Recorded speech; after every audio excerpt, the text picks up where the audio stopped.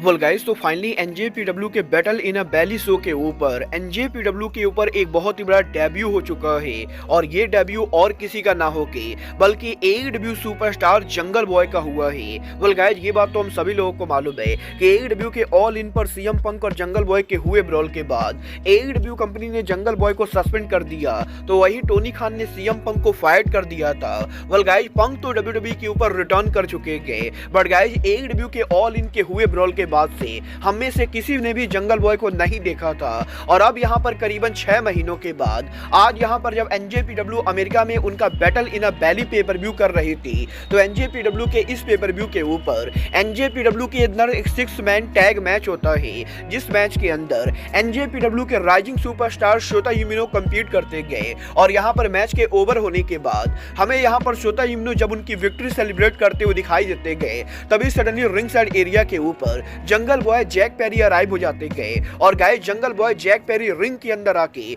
शोता युमिनो के ऊपर अटैक कर देते गए, जहां पर जंगल बॉय जैक पेरी के शोता युमिनो पर अटैक करने के बाद जैक पेरी हमें यहां पर एईडब्ल्यू कंपनी के कॉन्ट्रैक्ट को लाते हुए दिखाई देते गए। और गाइस, एनजेपीडब्ल्यू के रिंग में बीच में खड़े होके jungle boy Jack Perry AEW के कॉन्ट्रैक्ट को फाड़ देते गए। और गाइस, एईडब्ल्यू के कॉन्ट्रैक्ट को फाड़ते हुए जंगल बॉय जैक पेरी एक रिस्ट ब्रांड निकालते गए, और इस बैंड के ऊपर यहां पर स्पेक गोट लिखा होता है, जिसे यहाँ पर जंगल बॉय उनके हैंड के ऊपर पहन लेते गए। और गाइस, कुछ इस तरीके से आज यहाँ पर एनजेपीडब्ल्यू के battle in a valley pay per view के ऊपर जंगल बॉय जैक पेरी ने एनजेपीडब्ल्यू में डेब्यू कर दिया है। और एनजेपीडब्ल्यू के battle in a valley pay per view के ऊपर जंगल बॉय जैक पेरी ने एईडब्ल्यू का कॉन्ट्रैक्ट भी फाड़ दिया है।